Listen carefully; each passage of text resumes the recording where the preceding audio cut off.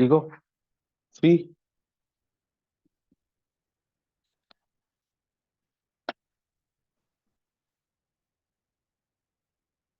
co-planar forces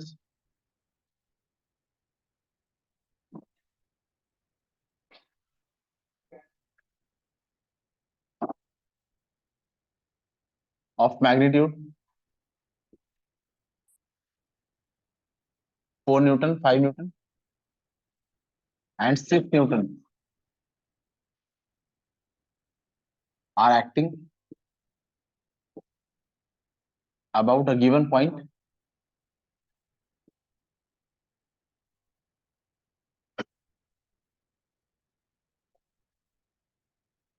three co-planar forces each of magnitude 4 Newton are acting about a given point O as shown.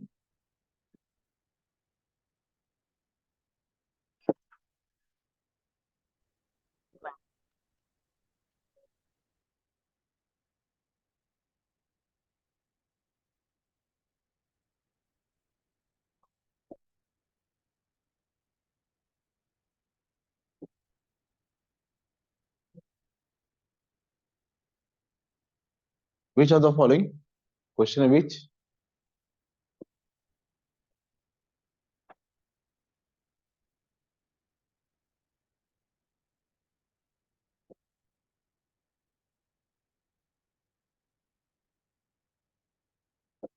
Which of the following A, B, or C produces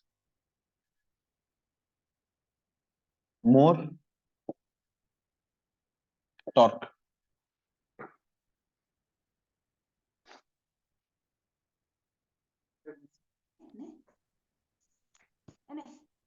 আরে দাঁড়াও দাঁড়াও কি লিখিয়ে দিল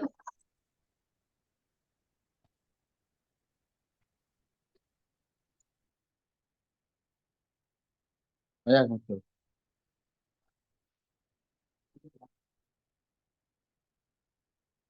देखो ए को planner forces का मतलब सुनो इधर, को प्लानर फोर्सेस का मतलब सभी एक प्लेन में लाई कर रहे हैं। प्लेन कितने एक्सिस से बनता है? दो एक्सिस से। एक्स एक्सिस से अगर ये है, एक स्ट्रेट लाइन होगा। अगर मैं वाई एक्सिस भी ले लेता हूँ तो ये एक्स और वाई ये एक प्लेन हो गया।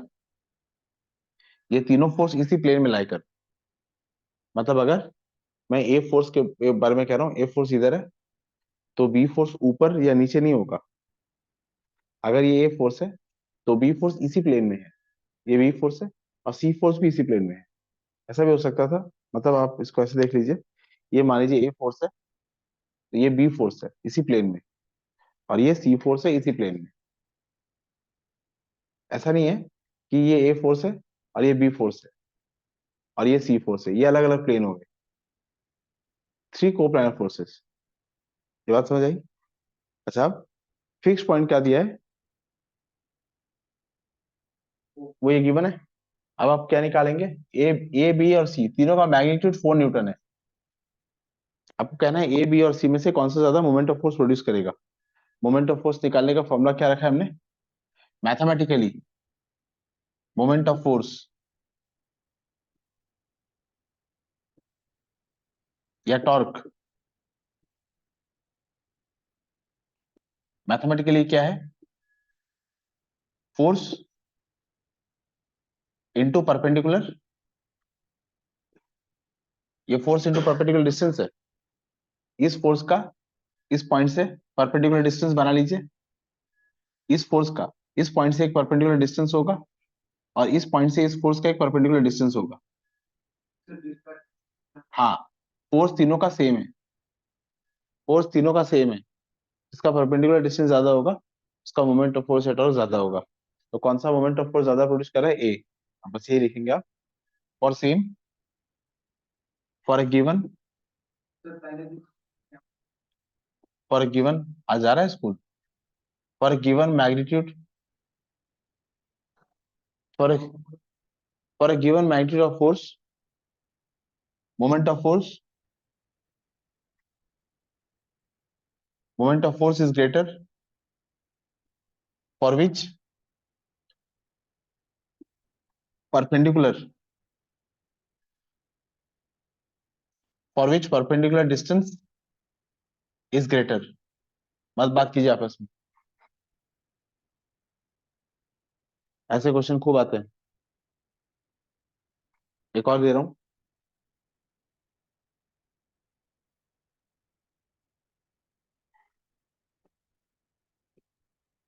ये टॉर्क का मैथमेटिकल डेफिनेशन है। अगर टॉर्क का मैथमेटिकल डेफिनेशन तुमसे कोई पूछे तो यही कह देना, product of force into perpendicular distance. और ये परपेंडिकुलर डिस्टेंस किसके बीच में है? ये है line of action of force, और ये है फिक्स्ड एक्सिस ऑफ रोटेशन और फिक्स्ड पॉइंट ऑफ रोटेशन और fixed point. The perpendicular distance between line of action of force and fixed point और पाइवोटेड पॉइंट और पॉइंट ऑफ रोटेशन, कुछ भी लिख देना, इन दोनों में से परपेंडिकुलर।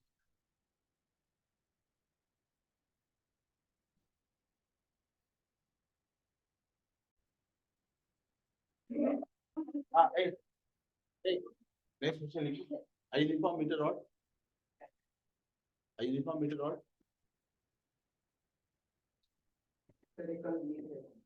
लिखिए ना। मेरा आवाज तो नहीं दे रहा मीटिंग, आवाज नहीं आ रहा है। अब आ रही होगी। हाँ सर, अब आ रही है। A uniform meter rod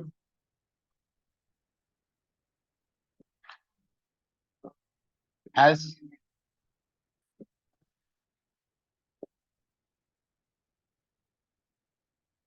mass m,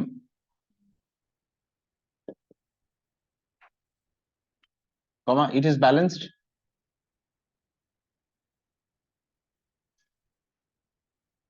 at 78 centimeter by suspending another mass capital M at 94 centimeter. Justify which of the following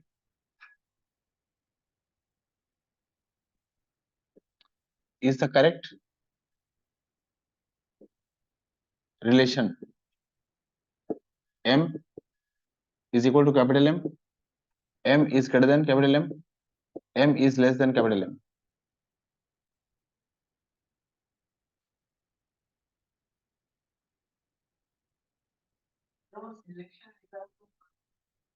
या फिर कांट से, हाँ,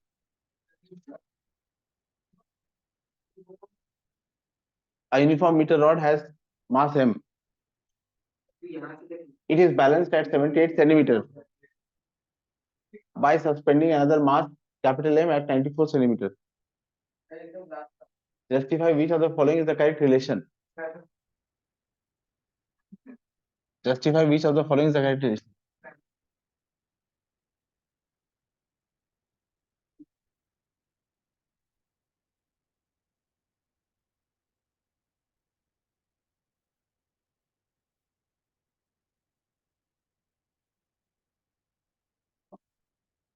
Rohit,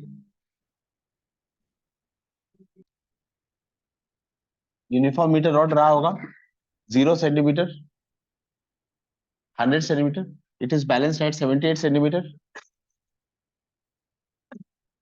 There is another mass, एक मास है capital M which is suspended at 94 centimeter. अच्छा, कौन सा distance matter करेगा?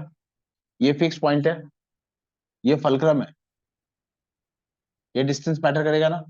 अंकुश, ये डिस्टेंस कितना है?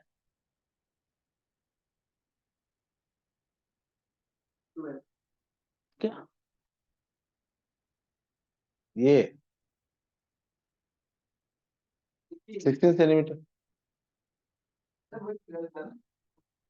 ये फलक्रम है 78 सेंटीमीटर का, एंड दिस इज 16 सेंटीमीटर। अच्छा, ये यूनिफॉर्म मीटर रॉड है, तो इसका मास m किधर ऐड कर रहा है? 50 सेंटीमीटर में का था। यूनिफॉर्म मीटर रॉड का मास, यूनिफॉर्म मीटर रॉड अगर दिया रहेगा तो उसका मास आप उसके हाफ सेंटर में मानेंगे। ये 100 मीटर, ये 100 सेंटीमीटर की रॉड है तो वो 50 सेंटीमीटर में होगा। अगर ये हाफ मीटर होता 0 से 50 सेंटीमीटर, तो वो 25 में होता। ये यूनिफॉर्म वर्ड का मीनिंग, यूनिफॉर्म तब लिखते हैं हम जब मास डिस्ट्रीब्यूशन इक्वल हो, तो हम मान लेते हैं उसका सारा मास उसके सेंटर में लाई कर रहा है। तो इसका मास जो भी एम है वो कहाँ रहेगा, 50 सेंटीमीटर। इसका मास है 50 सेंटीमीटर में। अच्छा, ये एक टॉर्क प्रोड्यूस करेगा, ये एक टॉर्क प्रोड्यूस करेगा, और ये वैल्यू कितना है, ये वैल्यू कितना है, ये वैल्यू कितना है, 28 सेंटीमीटर। इसमें दो टॉर्क लग रहे हैं। ये जो मास है, ये जो मास है, ये एक टॉर्क प्रोड्यूस कर रहा है, दिस इज क्लॉकवाइज और एंटी क्लॉकवाइज, एंटी क्लॉकवाइज। और ये जो मास है ये एक टॉर्क प्रोड्यूस कर रहा है, ये क्लॉकवाइज। क्वेश्चन में क्या बोला है, क्वेश्चन में बोला है रॉड बैलेंस्ड है, मतलब ये मैं मान के चलूंगा क्लॉकवाइज और एंटी क्लॉकवाइज टॉर्क इक्वल हो चुके हैं, rod is balanced, rod is balanced. मत छोड़ दे उसको, छोड़, रॉड इज बैलेंस्ड। तो हम क्या लिखेंगे, anti clockwise, anti anti clockwise moment of force is equal to clockwise, is equal to clockwise moment of force.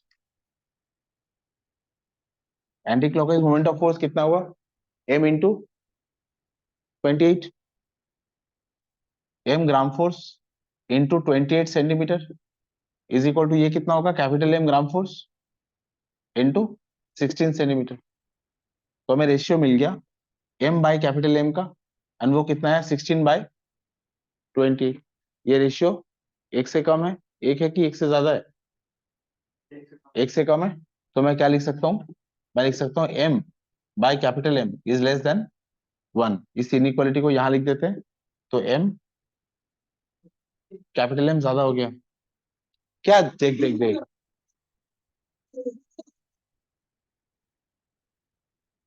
Capital M, capital M ज्यादा हो गया, ये करेक्ट रिलेशन। স্যার हाँ हाँ बोलो, रॉय बॉल। স্যার আরেকবার বলুন তো, বুঝতে পারলাম না লাস্টেরটা। ये डायग्राम বুঝতে পেরেছিস? হ্যাঁ, ওটা বুঝতে পেরেছি। हाँ, a mass of the rod is at a distance of 28 centimeter.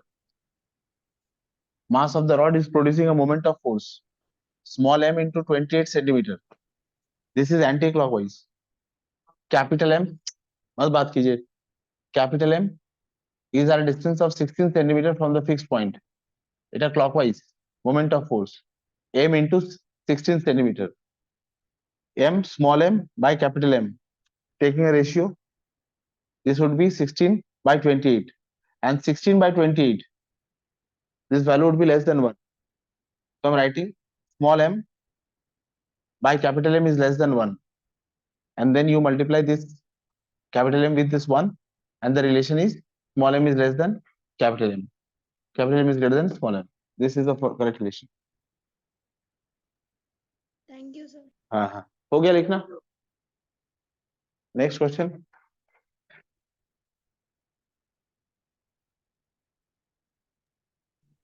Question मिटा रहा हूँ।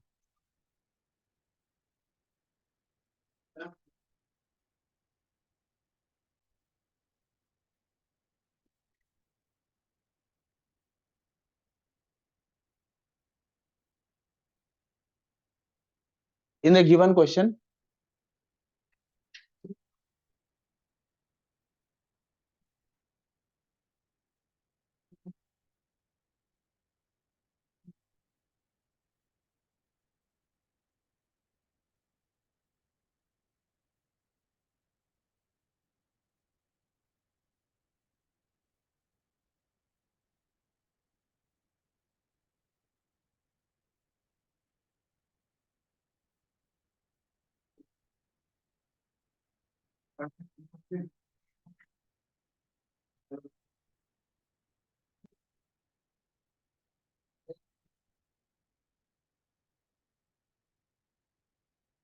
डायग्राम समझ आ रहा है?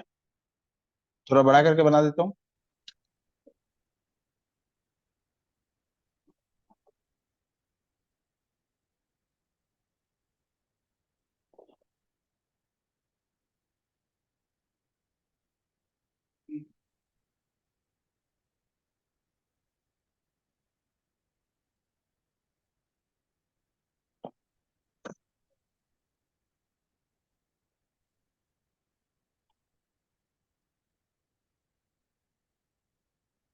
कैलकुलेट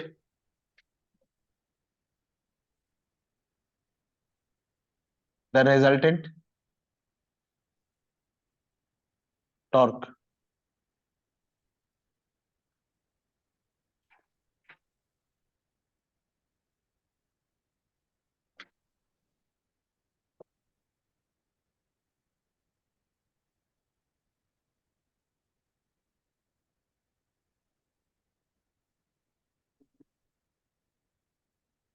अबाउट ओ।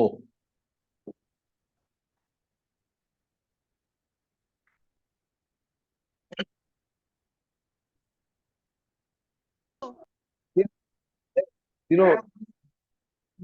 ये फोर्स, इसका परपेंडिकुलर डिस्टेंस, ये दोनों कितना है? 15 फोर्स और 60। अच्छा, ये इसको मान लेते हैं फोर्स। अच्छा, torque due to 15 newton, torque due to 15 newton force is equals to 15 metre in, sorry 15 newton into 4 metre, 60 newton metre. ये वाला क्लॉकवाइज है क्या एंटी क्लॉकवाइज है?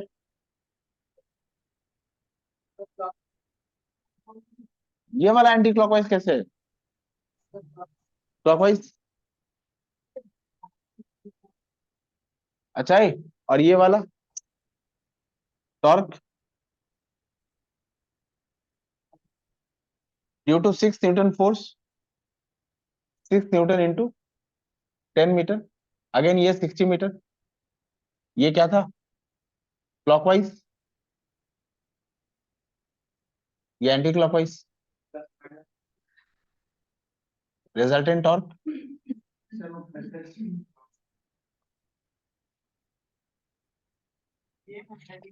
ये क्लॉकवाइज है, ये माइनस में होगा, -60 न्यूटन मीटर। ये क्लॉकवाइज एंटी क्लॉकवाइज है, +60 newton metre. Resultant torque zero हो गया।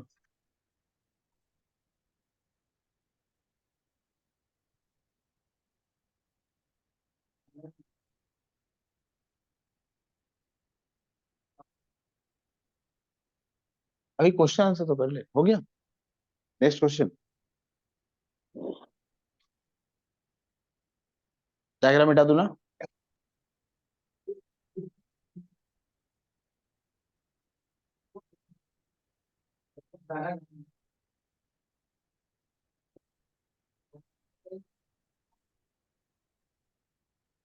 पहले लिखिए प्रिंसिपल ऑफ मोमेंट,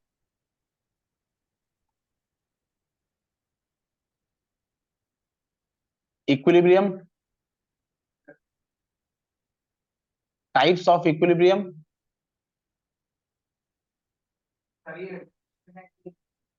कंडीशन। ये दो तीन टॉप चीज लिख लेते हैं पहले, फिर क्वेश्चन करेंगे। कंडीशंस ऑफ इक्विलिब्रियम और प्रिंसिपल ऑफ मोमेंट्स।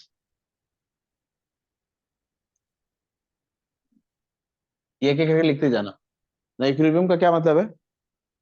बहुत सारे फोर्स लगने के बावजूद अगर किसी बॉडी का स्टेट ऑफ रेस्ट, मोशन कितने तरह के पढ़ रहे हैं हम? दो तरह के, एक लीनियर और एक रोटेशनल, ट्रांसलेशनल और रोटेशनल। अगर even under the application of several forces, बहुत सारे फोर्स लगने के बावजूद अगर किसी ऑब्जेक्ट का स्टेट ऑफ रेस्ट और स्टेट ऑफ मोशन, मोशन में लीनियर और रोटेशनल, मोशन बरकरार रहता है, तो उसे हम कहते हैं वो इक्विलिब्रियम में है। आप एक टेबल, इसके लिए एग्जांपल लिखे जाते हैं। टेबल के ऊपर एक बुक रखी पड़ी है, there is a book lying on the table, ये इक्विलिब्रियम में है। इसका एग्जांपल ऐसे समझाया जाता है, इस बुक का एक वेट है W नीचे की तरफ, और ये जो वेट टेबल पे लग रहा है, इससे टेबल ने एक रिएक्शन फोर्स लगाया है ऊपर की तरफ, और ये दोनों बैलेंस हो चुका है। अगर ये वेट बहुत ज्यादा होता तो टेबल टूट जाती, नीचे आ जाता, और रिएक्शन फोर्स ज्यादा होता तो ये ऊपर चला जाता है। इसका स्टेट ऑफ रेस्ट, ये पहले रेस्ट में थी और तुम बाद में भी आके देखोगे ये रेस्ट में मिलेगी, जबकि इसमें फोर्स लग रहे हैं। तो एक एक नहीं, एक से ज्यादा फोर्स लग रहे हैं। अगर एक से ज्यादा फोर्स लगने के बाद भी फोर्स लगना मतलब स्टेट ऑफ रेस्ट अगर है, तो वो मोशन में आ जाएगा। अगर स्टेट ऑफ रेस्ट है, ये पेन मैं भी फोर्स लगाऊंगा तो ये मोशन में आना ही है इसको, इसका स्टेट ऑफ रेस्ट बदल जाएगा। लेकिन हम कहते हैं कि एक या एक से ज्यादा फोर्स लगने के बाद भी अगर किसी का स्टेट ऑफ रेस्ट मेंटेन रहता है, तो हम कहते हैं वो इक्विलिब्रियम में। अच्छा ऐसे ही अगर एक ऐसे अगर रेन ड्रॉप, अगर एक रेन ड्रॉप की बात करूं मैं, तो यहाँ वेलोसिटी जीरो है, लेकिन यहाँ वेलोसिटी जीरो नहीं है, यहाँ वेलोसिटी जीरो नहीं है। अच्छा यहाँ वेलोसिटी का वैल्यू सपोज एक्स है, ये रेन ड्रॉप फॉल हो रहा है, इसमें कितने फोर्स लग रहे हैं, इसमें एक फोर्स लगता है वेट ऑफ रेन ड्रॉप, ये तो नीचे की तरफ ही लगेगा। अब ये एटमॉस्फेयर, एटमॉस्फेयर में जो एयर है वो फ्लूइड का काम करता है, और हमने क्लास 9 के अपने चैप्टर में पढ़ा है, अगर कोई फ्लूइड डिस्प्लेस होती है तो जितना उसका वॉल्यूम डिस्प्लेस होता है उतना वो एक्सेस लगा देता है। तो ये फ्लूइड रेन ड्रॉप जैसे ही एयर में आएगा, एयर का कुछ वॉल्यूम डिस्प्लेस हो जाएगा, और एयर एक फ्लूइड है, एयर का जितना वॉल्यूम डिस्प्लेस होगा उतना एयर क्या लगा देगा, बावेंट फोर्स। और वो बावेंट फोर्स किधर की तरफ लगता है, बावेंट फोर्स ऊपर की तरफ लगता है, इसका जो वेट है वो नीचे की तरफ है। जैसे ये एयर में आया, एयर का कुछ वॉल्यूम डिस्प्लेस हो गया, उतना वॉल्यूम ऑफ एयर बावेंट फोर्स लगाएगा ऊपर की तरफ। अच्छा एक और फोर्स लगता है इसमें, विस्कस, विस्कस ड्रैग फोर्स। ये लिखना है तो लिखना, वरना छोड़ देना। ये दो फोर्स मिलकर इस वेट को बैलेंस कर देते हैं, weight of the rain force, weight of the rain drop, इसको बैलेंस कर देते हैं। अच्छा अब आप देखिए, इसमें कौन सा मोशन हो रहा है, लीनियर मोशन। इसमें कौन सा मोशन हो रहा है, लीनियर मोशन। अच्छा लीनियर मोशन, मोशन हो रहा है मतलब इसके वेलोसिटी का वैल्यू जीरो नहीं होगा, कुछ होगा। लेकिन कितने फोर्स लग रहे हैं इसमें, एक से ज्यादा फोर्स लग रहा है, और फोर्स लगने पर भी इसका जो मोशन था, इसकी जो वेलोसिटी थी वो कांस्टेंट रहेगी, ये यूनिफॉर्म वेलोसिटी से नीचे आ रहा है। मतलब फोर्स लगने के बाद भी इसका जो स्टेट ऑफ मोशन है वो बदल नहीं रहा है, इसका स्टेट ऑफ रेस्ट जैसा था वैसे ही रह गया, और इसका स्टेट ऑफ मोशन जैसा था वैसे ही रह गया। कौन सा मोशन, लीनियर। तो इसको भी क्या बोलूंगा मैं, इक्विलिब्रियम में है। अच्छा लेकिन इस इक्विलिब्रियम और इस इक्विलिब्रियम का नाम अलग अलग हो, ये रेस्ट में था, रेस्ट में रह के इसको बोलेंगे स्टैटिक, ये हुआ स्टैटिक इक्विलिब्रियम। और ये मोशन, अच्छा दो होता है, एक को हम कहते हैं, एक को हम कहते हैं काइनेमेटिक्स, और एक को हम कहते हैं डायनेमिक्स।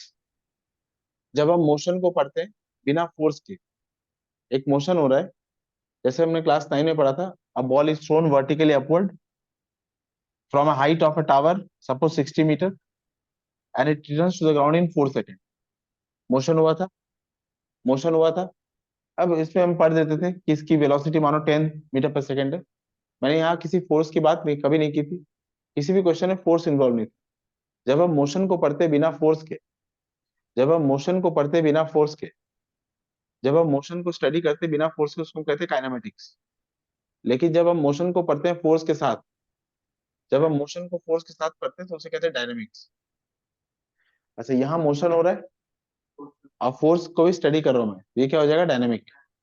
इस इक्विलिब्रियम को बोल रहा हूँ स्टैटिक इक्विलिब्रियम, इसको बोलूंगा डायनेमिक इक्विलिब्रियम। डायनेमिक मतलब ये आप ये याद रखेंगे, there is motion and also the force is considered, ये डायनेमिक इक्विलिब्रियम है।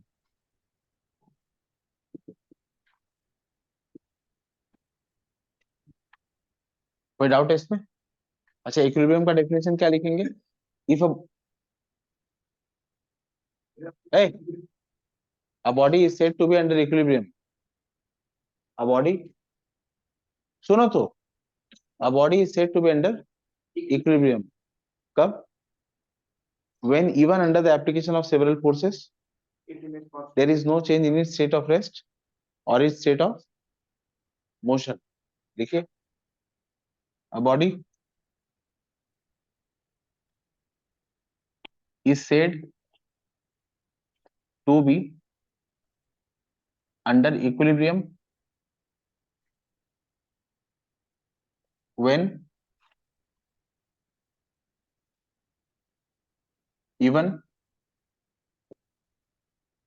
under the action of several forces there is no change in its state of rest or state of linear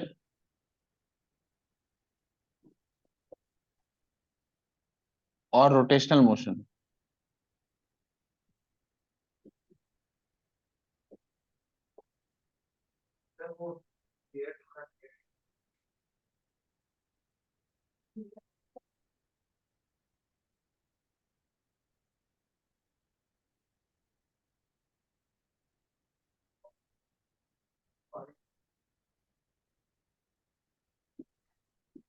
Book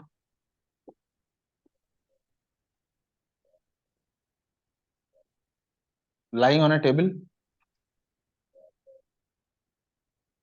its weight is counterbalanced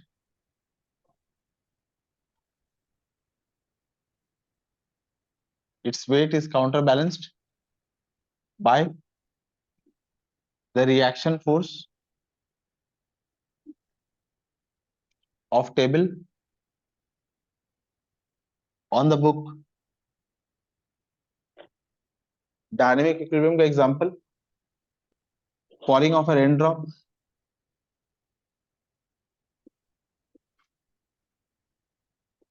its weight is counterbalanced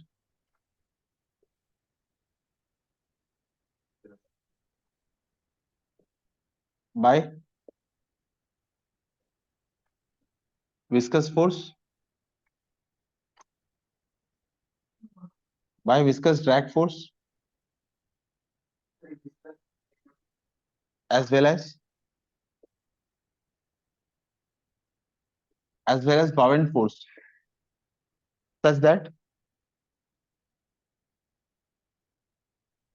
it falls with uniform velocity.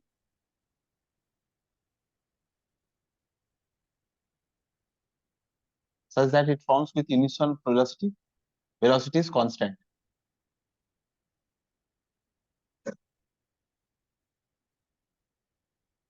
याद रहेगा?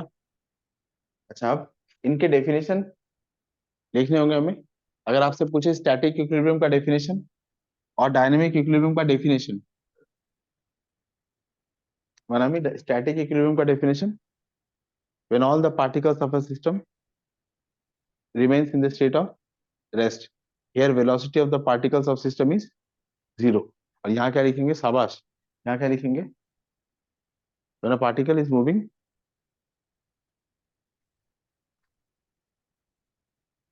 हाँ, such that the velocity of the particles of system remains constant. शाबाश, very good. देखो,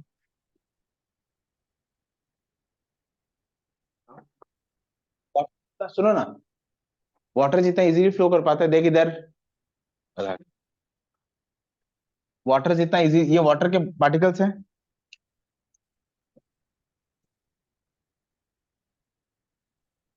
ये water के molecules हैं, इसमें जितना इजी मोशन हो पाता है. अच्छा, इसमें आप कुछ, ये कंटिन्यूअस वाटर फ्लो हो रहा है.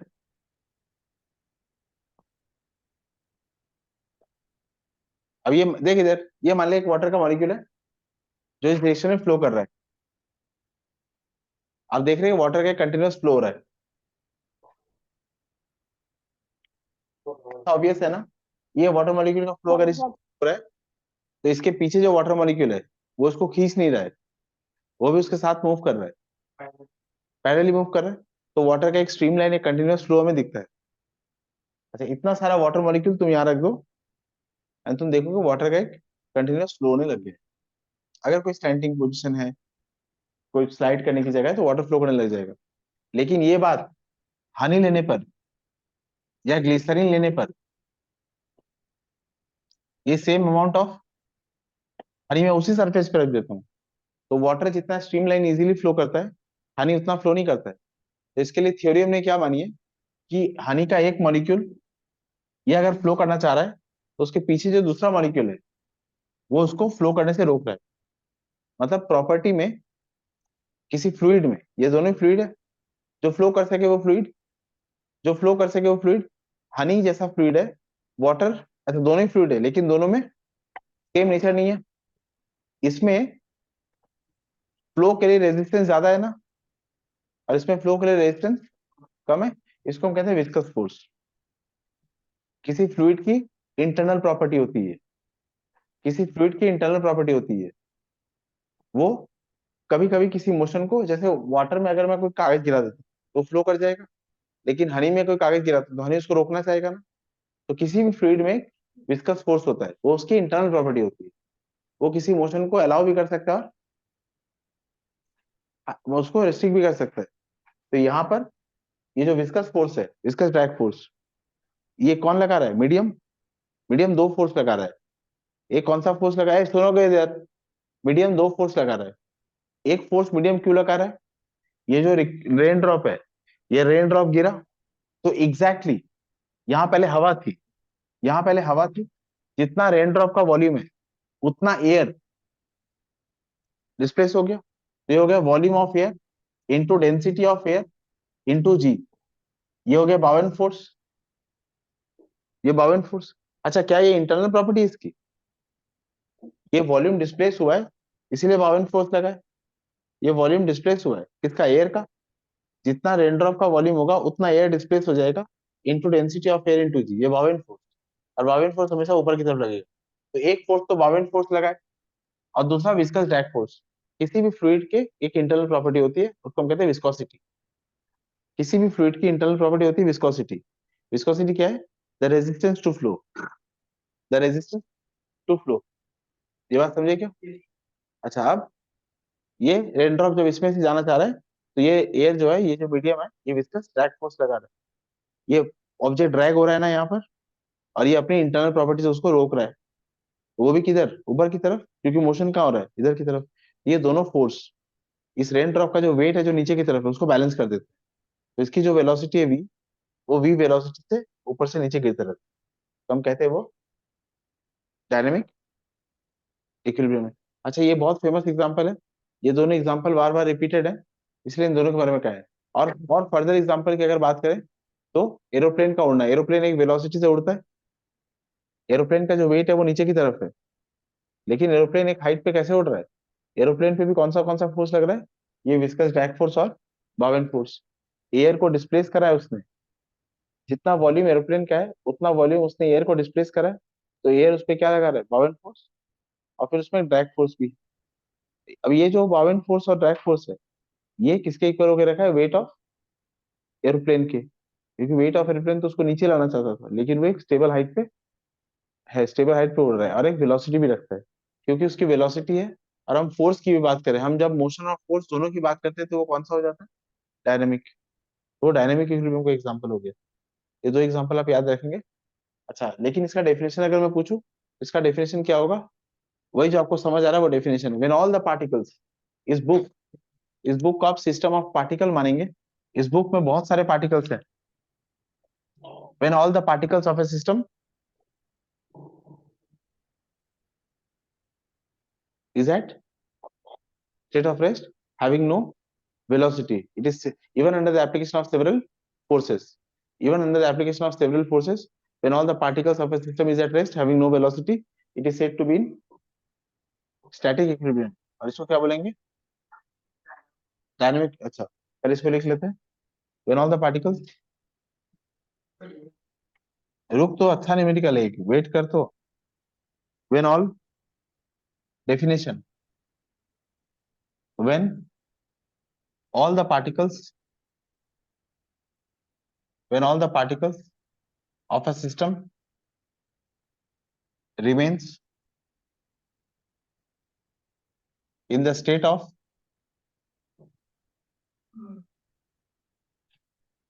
remains in the state of rest, or is having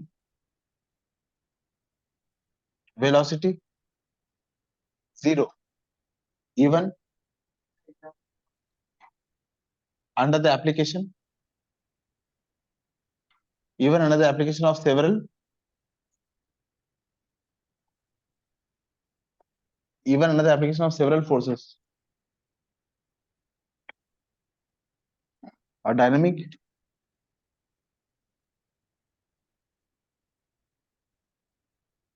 equilibrium definition,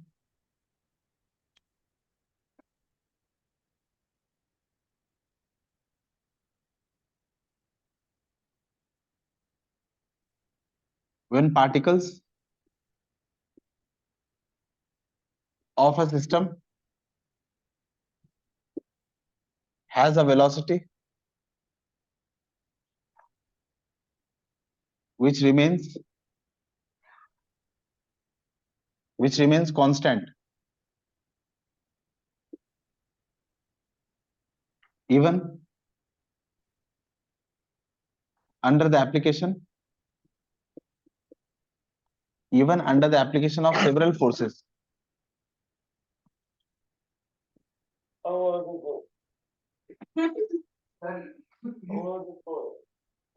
The object is said to be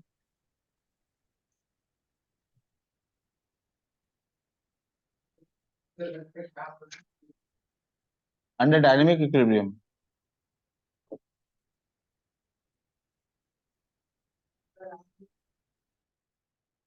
ये बात समझे क्या? हाँ, लिखना होता है। अच्छा, ये दोनों हो गए। अब क्या लिखेंगे? Conditions of equilibrium.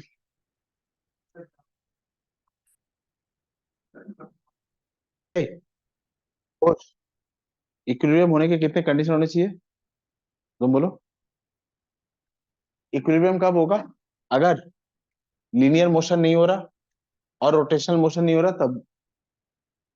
दोबारा बोल रहा हूँ, लीनियर मोशन को रोक दो और रोटेशनल मोशन होने से भी रोक दो।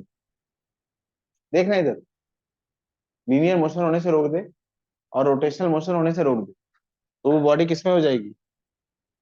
इक्विलिब्रियम में। मैं कह रहा हूँ एक ऑब्जेक्ट है, ये रेस्ट पे। अच्छा, इस पे एक फोर्स लग रहा है, ये चाहता है इसको स्ट्रेट लाइन में ले जाना।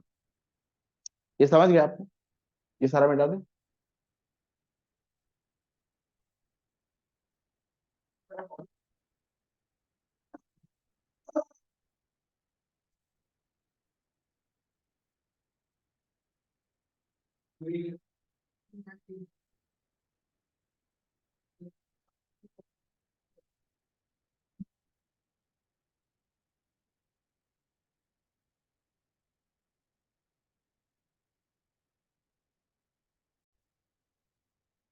कंडीशन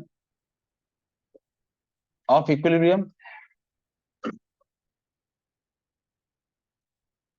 नंबर 1, एक ऑब्जेक्ट, सुनो ना, ये रेस्ट में है,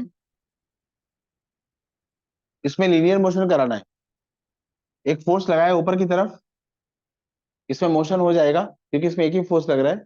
इस फोर्स को बैलेंस करने के लिए नीचे एक और फोर्स लगा दिया, रिजल्टेंट फोर्स क्या हो जाएगा? F1। F2 का वैल्यू अगर इक्वल है तो रिजल्टेंट फोर्स क्या हो जाएगा? 0। बॉडी में स्टेट ऑफ रेस्ट मेंटेन रहेगा। तो मैंने ये वाला जो पार्ट था इसको सेटिस्फाई कर दिया ना। इक्विलिब्रियम कब बोलेंगे? अगर स्टेट ऑफ रेस्ट मेंटेन रहे या स्टेट ऑफ लीनियर और रोटेशनल मोशन मेंटेन रहे। स्टेट ऑफ रेस्ट में बॉडी कब रहेगा? अगर एक फोर्स लग रहा है तो वो मोशन में आना ही, लेकिन अगर रिजल्टेंट फोर्स 0 हो गया तो उसका स्टेट ऑफ रेस्ट चलता रहेगा। तो पहला कंडीशन क्या है? When the resultant forces acting on the body is 0। अगर एक इलास्टिक बॉडी को खींचो तो नहीं रहता। When the resultant, number 1, when the resultant of all the forces acting on a body is 0। ये पहला कंडीशन है।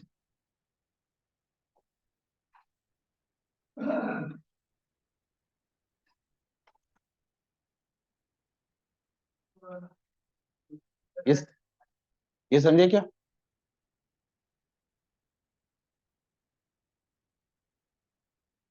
उसमें हम एनर्जी कंजर्वेशन की बात करते हैं। जो आप कह रहे हैं वो हम वर्क पावर एनर्जी चैप्टर इसके नेक्स्ट चैप्टर में पढ़ेंगे। आपका एग्जाम्पल, हाँ हाँ हाँ, मैकेनिक्स में ये पहला पॉइंट समझे, पहला पॉइंट हो गया। अच्छा, दूसरे पॉइंट में किसकी बात करेंगे? स्टेट ऑफ रेस्ट की तो बात हो गई। अब स्टेट ऑफ लीनियर और रोटेशनल मोशन देखिए जरा। एक ऑब्जेक्ट है, रोटेशनल मोशन होने के लिए वो एक फिक्स पॉइंट पे होता है। ये सुनना, सुनना अनिमेश, स्टेट ऑफ रेस्ट कैसे मेंटेन रहेगा? अगर रिजल्टेंट फोर्स जीरो हो गया तो स्टेट ऑफ रेस्ट मेंटेन रहेगा। जहां मैं लीनियर और रोटेशनल की अगर बात करूं तो इधर देख, और अगर नेट फोर्स जीरो हो गया तो लीनियर मोशन भी नहीं होगा, इसका लीनियर मोशन भी रुक गया। अच्छा, अब रोटेशनल मोशन की बात कर रहा हूं मैं। तो रोटेशनल मोशन ऐसा हो सकता है, अब मानो कोई ऑब्जेक्ट लीनियर मोशन कर ही रहा है, जैसे रेन ड्रॉप गिर रहा था स्ट्रेट लाइन में तो इसका लीनियर मोशन हो रहा था, पर मैं इसको इक्विलिब्रियम में बोल रहा था। क्यों? क्योंकि इसका जो वेट है और इसमें जो बावेंट फोर्स और विस्कस ड्रैग फोर्स लग रहा था वो दोनों कैंसिल हो गया था। तो फिर ये वाला पॉइंट हो गया ना, व्हेन द रिजल्टेंट, अरे ये इंग्लिश में पढ़ा नहीं जा रहा है, of all the forces acting on a body is zero. ये वाला पॉइंट, ये वाला पॉइंट और ये वाला पॉइंट इससे सेटिस्फाई हो जाता है। अच्छा, अब मैं क्या बोल रहा हूँ, रोटेशनल मोशन। रोटेशनल मोशन होने के लिए हमारे पास एक फिक्स पॉइंट फलक्रम होना पड़ता है। रोटेशन कब होता है बॉडी में? एक फोर्स लगाने पे, दो फोर्स लगाने पर। एक फोर्स से रोटेशन कब से होने लग गया? हाँ, एक रिएक्शन फोर्स होता है। अब मानो मैं इसमें दो फोर्स लगा रहा हूँ, देख इधर, एक इधर लगाया और एक फोर्स इधर लगाया, तो इसमें रोटेशन मोशन हो जाएगा। पर अगर रोटेशनल मोशन, मैं बोल रहा हूँ इक्विलिब्रियम में है ये, इक्विलिब्रियम में कब रहेगा? रिजल्टेंट मोमेंट ऑफ फोर्स कितना होना पड़ेगा? हाँ, ये एक मोमेंट ऑफ फोर्स प्रोड्यूस कर रहा है, ये भी एक मोमेंट ऑफ फोर्स प्रोड्यूस कर रहा है ना। ये मोमेंट ऑफ फोर्स क्लॉकवाइज है क्या एंटी क्लॉकवाइज? और ये वाला मोमेंट ऑफ फोर्स, ये वाला मोमेंट ऑफ फोर्स क्लॉकवाइज। मान लीजिए ये दोनों इक्वल हो गया तो रिजल्टेंट मोमेंट ऑफ फोर्स क्या हो जाएगा? जीरो। फिर इसको हम क्या बोलेंगे? ये इक्विलिब्रियम में है। तो सेकंड कंडीशन ऑफ इक्विलिब्रियम क्या होगा? देखो ना इधर, देखो ना एंटी क्लॉकवाइज अगर ये, मैं कह रहा हूँ टॉर्क एंटी क्लॉकवाइज, तो इसको मैं किस में लिखूंगा, प्लस में कि माइनस में? इसको मैं ऐसे भी लिख सकता हूँ ना, torque is equal to plus something newton metre. या तो मैं एंटी क्लॉकवाइज लिख दूंगा या मैं प्लस दे दूंगा। अच्छा, ये कैसा है क्लॉकवाइज? तो सपोज मैंने यहाँ पे एक टॉर्क निकाला है, तो इसको मैं क्या लिखूंगा, टॉर्क क्लॉकवाइज, टाउ क्लॉकवाइज, इसका कुछ वैल्यू है, और मैं लिख रहा हूँ टाउ, तो इसको मैं क्या लिखूंगा, माइनस समथिंग न्यूटन मीटर। अच्छा, अब इन दोनों का रिजल्टेंट करते हैं, टाउ रिजल्टेंट, टाउ रिजल्टेंट क्या होगा? ये टाउ वन, ये tau two, tau one plus tau two, ये सपोज एक्स है, ये सपोज एक्स है, तो ये क्या होगा, प्लस एक्स न्यूटन मीटर। और ये सपोज वाई है, तो ये क्या होगा, माइनस वाई न्यूटन मीटर। अच्छा, अब नहीं, इसको भी एक्स ले लेता हूँ, इक्वल ले ले रहा हूँ, तो ये माइनस एक्स हो जाएगा, ये प्लस एक्स, ये माइनस एक्स, ये जीरो हो गया, टाउ रिजल्टेंट जीरो हो गया। तो फिर इसमें मैं क्या बोलूंगा, इक्विलिब्रियम आ गया। अच्छा, अब इसको वर्ड्स में लिख रहा हूँ। ये मैंने क्या किया, एल्जेब्रिक सम ना, एल्जेब्रिक सम किसका किया है? मोमेंट्स का। ये मैंने एल्जेब्रिक सम किया ना, ये दोनों इक्वल है। कौन सा? ये दोनों एंटी क्लॉकवाइज दिया मैंने।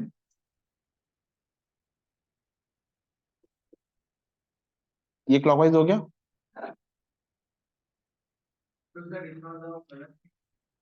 नहीं नहीं, ओह, अब ये इक्विलिब्रियम में रहेगा। अब मैं इधर एक मोमेंट ऑफ फोर्स लगा था और इधर भी एक मोमेंट ऑफ फोर्स लगा रहा था। अच्छा, अब क्लॉकवाइज और एंटी क्लॉकवाइज क्या हो गया, जीरो हो गया। अब ये इक्विलिब्रियम में रहेगा। अब इसको मैं वर्ड्स में लिख रहा हूँ, व्हेन, नहीं, ये मैंने क्या किया, एल्जेब्रिक सम, एल्जेब्रिक सम किसका किया है? मोमेंट्स का, मोमेंट्स ऑफ फोर्सेस। अच्छा, एक ही बात ध्यान रखना, इसका जो टॉर्क मैंने कैलकुलेट किया है इस फोर्स का, वो इस पॉइंट से किया है, और इस टॉर्क का भी, इस फोर्स का जो टॉर्क कैलकुलेट किया वो भी इसी फोर्स से किया है। ये पॉइंट सेम होना चाहिए, एक ही पॉइंट के अबाउट आप सारे टॉर्क कैलकुलेट करेंगे और फिर उनका एल्जेब्रिक सम करेंगे। एक ही पॉइंट के अबाउट, एक ही पॉइंट के अबाउट, एक ही पॉइंट के अबाउट आप सारे टॉर्क कैलकुलेट करेंगे और उनका एल्जेब्रिक सम करेंगे, और अगर वो एल्जेब्रिक सम 0 आ गया तो बॉडी फिर इक्विलिब्रियम में है। तो क्या लिखेंगे? The algebraic sum of moments, लिख रहा हूं मैं वर्ड्स में, the algebraic, the algebraic sum of moments about a given point, about a given point of all the forces, of all the forces is 0। ये सेकंड पॉइंट है।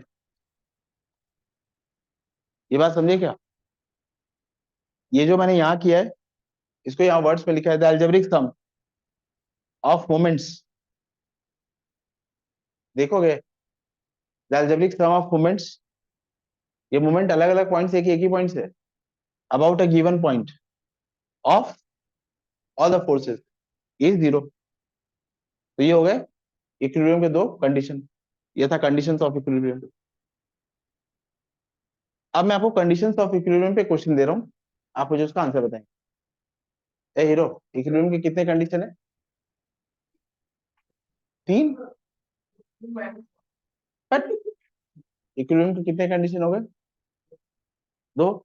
एक resultant force 0 ना पड़ेगा, और एक algebraic sum of torque about a given point of all the forces, algebraic sum of torque about a given point of all the forces should be 0। अब इसके ऊपर एक छोटा सा क्वेश्चन दे रहा हूं, ये हो गया लिखना, ये हो गया लिखना। बट हाँ, हाँ तो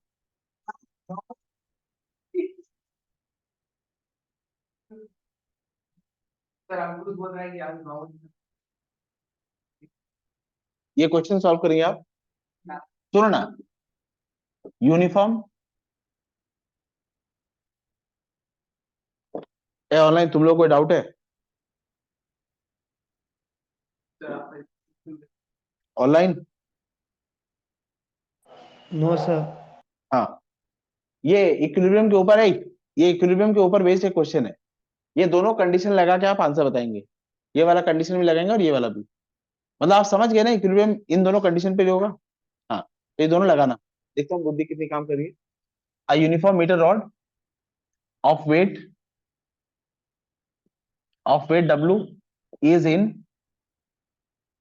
इक्विलिब्रियम, इसका वेट W है और ये इक्विलिब्रियम में है। द रॉड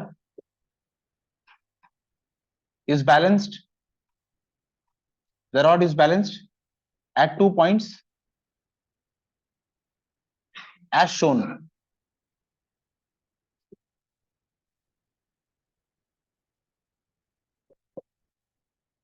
देखो ना, ये रॉड का वेट है, देख इधर, ये रॉड का वेट है, ये नीचे की तरफ है। अच्छा, यूनिफॉर्म है, यूनिफॉर्म मीटर रॉड है, और इस दोनों को मैंने यहाँ पे एक पत्थर रखे और यहाँ पे एक पत्थर रखे बैलेंस कर दिया है। अगर यहाँ पर फोर्स लग रहा है, इस पत्थर पे अगर फोर्स लग रहा है, ये पत्थर एक रिएक्शन फोर्स लगाएगा ना, तो वो रिएक्शन फोर्स है, मानो वो रिएक्शन फोर्स है R1, और यहाँ भी एक रिएक्शन फोर्स लगेगा, ये रिएक्शन फोर्स कितना होगा? R2। कोई डाउट इसमें?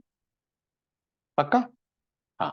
अब मैं इस क्वेश्चन में क्या दे रहा हूँ, ये जो सिस्टम है, ये सिस्टम किसमें है? Equilibrium.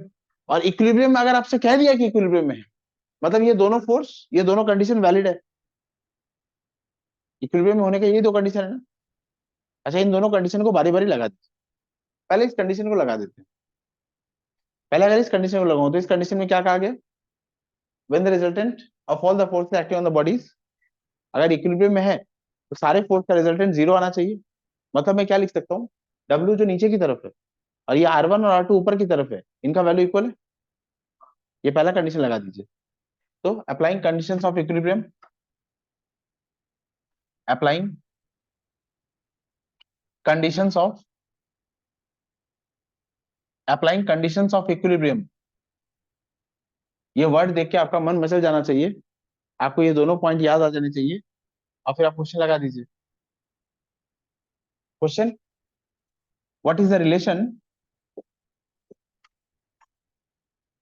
What is the relation of R1 and R2 in terms of W? ये क्वेश्चन है। मैं तो तुम्हें इक्विलिब्रियम कंडीशन लगाना सिखा रहा हूँ, क्वेश्चन दूंगा, अभी क्वेश्चन दिया नहीं। देखो इधर, ये पहला कंडीशन लगा देते हैं, ये मिटा दूं। ऑनलाइन तुम लोग का ये कंडीशन लिखना हो गया? Yes sir.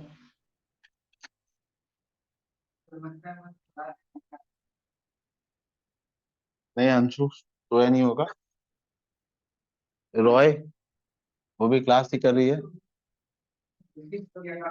ऋतिक सो गया होगा। है सर, कोची कोची। हाँ हाँ, सर मैं तो यार और ऋतिक ऋतिक भी है।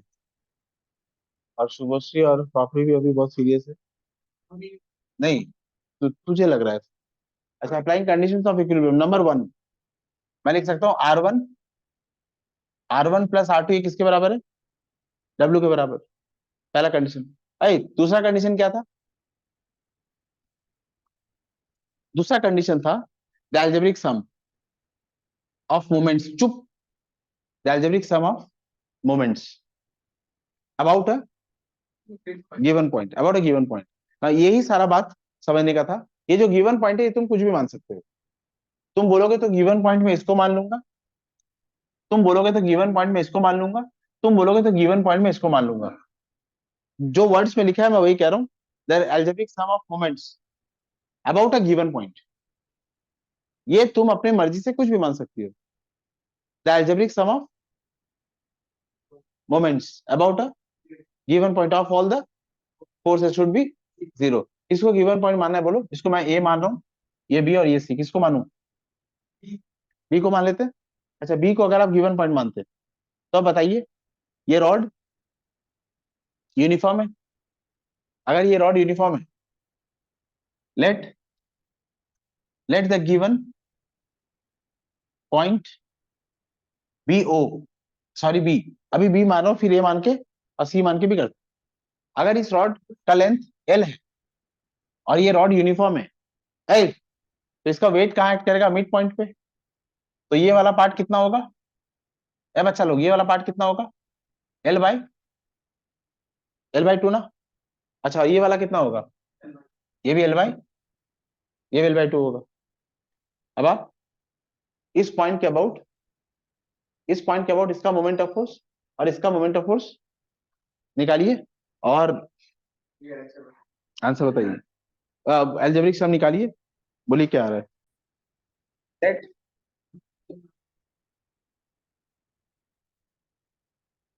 लेट द सुनो, let the given point be A. अब मैं क्या करूं, ए पॉइंट से सारे फोर्स के मोमेंट्स निकालो और उनके अलजेब्रिक सम ले रहा हूं। फिर से बोल रहा हूं, let the given point be A, और ए पॉइंट के अबाउट मैं सारे फोर्स के क्या निकालूंगा? मोमेंट्स। अगर किसी फोर्स का मोमेंट निकालना है तो आप क्या करते हैं? Force into perpendicular distance. किसी भी फोर्स का मोमेंट कैसे आता है? Force into perpendicular distance. Let the given point be A. अच्छा, R2 फोर्स का मोमेंट कितना होगा? Given point A, R2 force का मोमेंट क्या होगा? R2 इंटू, शाबाश, R2 इंटू 0 प्लस, अच्छा इधर देखो, ये W क्लॉकवाइज है कि एंटी क्लॉकवाइज है? W नहीं, वेट नीचे की तरफ होता है। ये गिवन पॉइंट है। गिवन पॉइंट तो अपने हिसाब से लिख सकता है, तो पॉइंट में लिखा है the algebraic sum of moment about a given point of all the forces is 0। हाँ, अच्छा, अब ये क्लॉकवाइज है कि एंटी क्लॉकवाइज है? ये क्लॉकवाइज है। क्लॉकवाइज होगा तो ये किसमें होगा? माइनस में। अच्छा, इसका मोमेंट कितना होगा? W into L/2। ये फिक्स पॉइंट है, ये फोर्स है, इस फोर्स का फिक्स पॉइंट से डिस्टेंस कितना है? L/2। तो मैं क्या लिखूंगा? ये क्लॉकवाइज है तो माइनस होगा, माइनस होगा, माइनस। तो मैं इसको क्या लिखूंगा? Minus W into L/2। अच्छा, ये जो रिएक्टेंट फोर्स है R1, इसका डिस्टेंस कितना है? Sir L। तो ये हो जाएगा प्लस R1 इंटू एल, और ये सम कितना आने वाला है? 0 आने वाला है। ये बात समझे? कोई डाउट इसमें? नहीं। तो अब मैं क्या लिख सकता हूँ, ये 0 हो गया, अच्छा ये माइनस में इधर जाके प्लस हो जाएगा, तो R1 into L is equal to W into L by, ये समझे? अच्छा ये एल एल कैंसिल हो गया, तो W क्या हो गया, ये R1 क्या हो गया, R1 हो गया W बाय, R1 का वैल्यू कितना हो गया, W बाय 2। अच्छा इधर क्या लिखा है, R1 plus R2 equals to, अरे यहाँ क्या लिखा है, R1 plus R2 equals to W by 2, और R1 का वैल्यू कितना है, W बाई 2। देयरफॉर क्योंकि R1 प्लस R2 ये W है और R1 W बाई 2 है, तो R2 कितना होगा, W माइनस R1, R2 हो जाएगा W minus W by 2।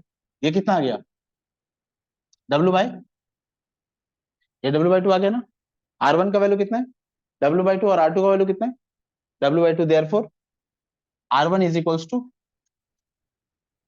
R1 equals to R2। R1 का वैल्यू आ गया W बाई 2, R2 का वैल्यू आ गया W बाई 2, R1 और R2 का वैल्यू इक्वल है। अच्छा इस क्वेश्चन को सॉल्व करने के लिए मैंने क्या लगाया, ये इक्विलिब्रियम का पहला कंडीशन है,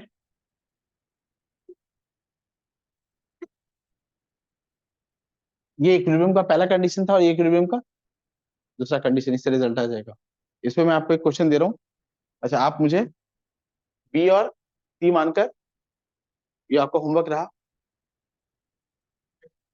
बट एक क्वेश्चन सॉल्व करेगा अभी। Find the value, find the value of R1 and R2 considering moment of force about B and C, about both B and C। ये होमवर्क रहा। अब एक छोटा सा क्वेश्चन दे रहा हूँ इसी के ऊपर, वो सॉल्व करना, sir about about both B and C. Sir वो बहुत कैंसिल नो सर। ये था फर्स्ट कंडीशन ऑफ इक्विलिब्रियम, ये सेकंड कंडीशन ऑफ इक्विलिब्रियम। लिखो क्वेश्चन, चलिए क्वेश्चन लिखिए। A uniform meter rod, नहीं, a 5 meter rod, a 5 meter rod is suspended by 2 threads,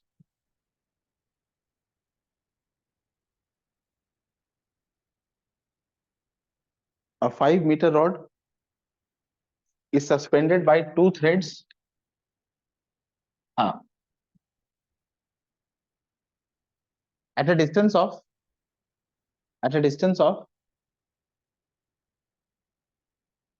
0.5 meter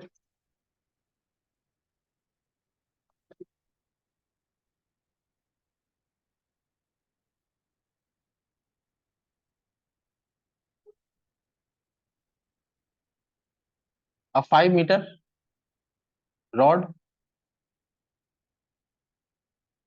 is suspended by 2 threads at a distance of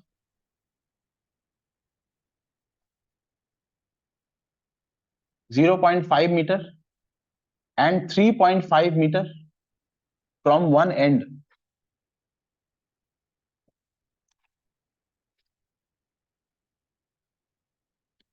Considering the rod is uniform and has mass 60 kilogram force, find the tension forces, find the tension forces, छोड़ दे उसको, find the tension forces on each, हाँ, 60 kg, बात सही है तुम्हारी। इसको 60 kg। Find the tension force on etch thread. ये equilibrium के कंडीशन का एक प्योर क्वेश्चन है। छुपेगा? ये इक्विलिब्रियम के कंडीशन का एक प्योर क्वेश्चन है। अप्लाई कीजिए। हाँ, डायग्राम इस क्वेश्चन में ऐसा भी आता है, show the arrangement, show the diagram used for calculation.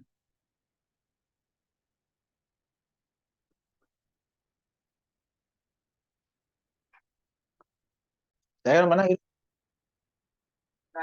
5 दिखा डायग्राम। बात करते बात करते थे डायग्राम कैसे बनने लग गए। ये 5 मीटर की रॉड है, चाहिए थ्रेड से सस्पेंड किया गया है किसी एक एंड से 0.5 मीटर की दूरी पर। यह डिस्टेंस कितना है? 0.5 मीटर। और एक और थ्रेड लगाया गया है, वो उसी एंड से 3.5 मीटर की दूरी पर है। ये वैल्यू 3.5 मीटर है। ये रॉड यूनिफॉर्म है। अगर यूनिफॉर्म है तो इसका मास कहाँ रहेगा? सेंटर में। और वो मास 2.5 मीटर की दूरी पर रहेगा। ये 2.5 मीटर है और इसका मास कितना है? 60 kg। तो वेट कितना होगा?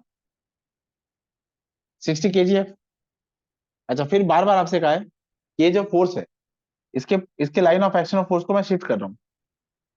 तो ये फोर्स जैसे ही यहाँ पे आएगा, यहाँ एक रिएक्शन फोर्स लगेगा ना, ये फोर्स शिफ्ट करते रहिए आप। जैसे ही यहाँ पे आएगा, यहाँ पे एक रिएक्शन फोर्स लगेगा। ये वाला फोर्स क्योंकि नीचे की तरफ है, न्यूटन का थर्ड लॉ ऑफ मोशन यहाँ लग जाएगा, every action is an equal and opposite reaction. तो ऊपर की तरफ एक फोर्स लगेगा, क्योंकि ये तो नीचे की तरफ ऑलरेडी लगा है। अच्छा, ऊपर की तरफ जो फोर्स लगेगा, ये फोर्स को वैल्यू में मान रहा हूँ T1। थ्रेड में लगने वाले सारे फोर्स टेंशन फोर्स कहलाएंगे हमारे क्लास 10 में। इसमें पढ़ेंगे, पुली में पढ़ेंगे, मशीन में पढ़ेंगे।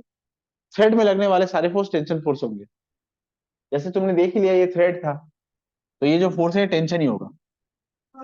अच्छा, इसको मैं मान रहा हूँ T1 और इसको मैं क्या मानूंगा? T2। आपको T1 और T2 का वैल्यू निकालना।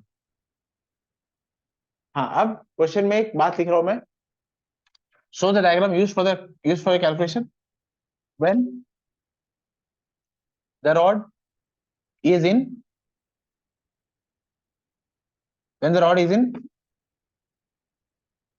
इस पूरे क्वेश्चन का है, इस पूरे क्वेश्चन का मास्टर स्ट्रोक क्या वर्ड है? इक्विलिब्रियम। अब इक्विलिब्रियम के दोनों कंडीशन लगा देते। क्या होगा condition? Resultant of all the forces should be 0। मतलब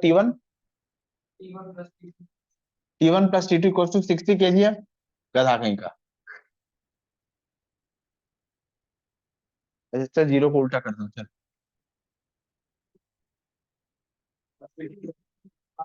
हो गया 60 की बात में यार। ये इक्विलिब्रियम का पहला कंडीशन। इक्विलिब्रियम का सेकंड कंडीशन। अच्छा, किसी भी एक पॉइंट से मान लेते हैं, इस पॉइंट को मान रहा हूं मैं। ये है first condition of equilibrium. Second condition, ये A B C considering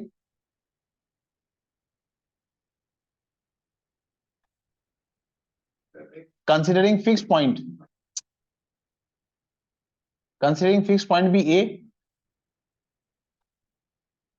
Lakshmi ji, A point के अबाउट सारे फोर्स के मोमेंट्स बताइए।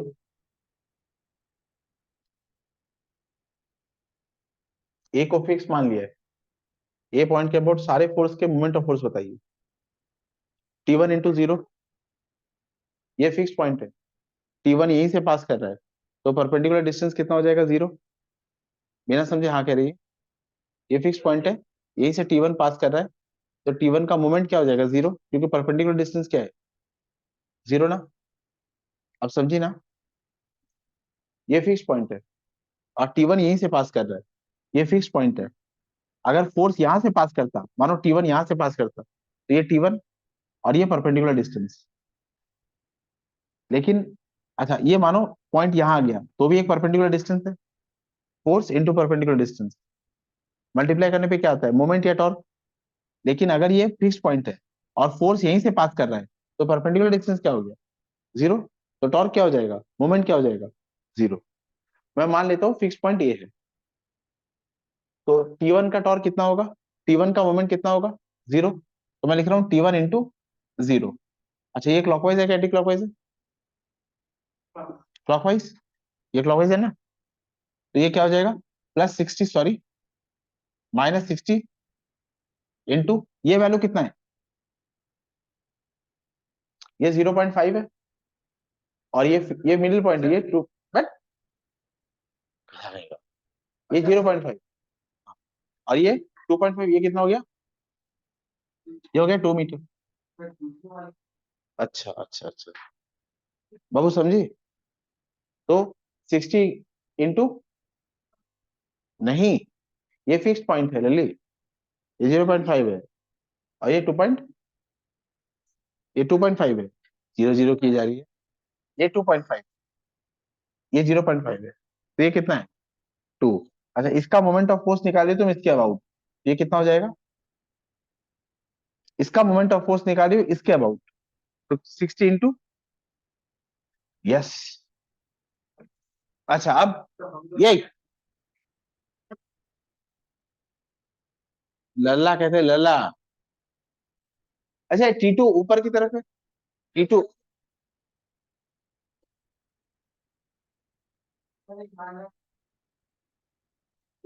T2 क्लॉकवाइज लगा रहा है कि एंटी क्लॉकवाइज,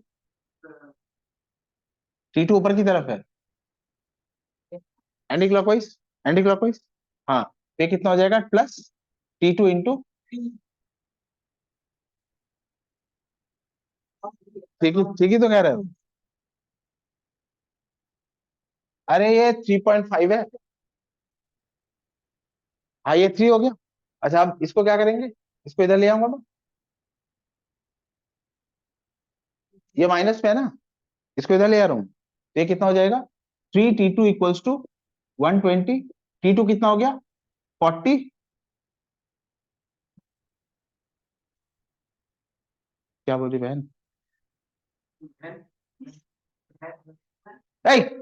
T2 कितना आ गया 40, और T1 प्लस T2 कितना है 60, देयरफॉर T1, हाँ, प्लस T2 60 kg है, तो T1 हो जाएगा 60 माइनस T2, ये हो गया 20, 60 माइनस 40, ये हो गया 20 kg। आ गया आंसर,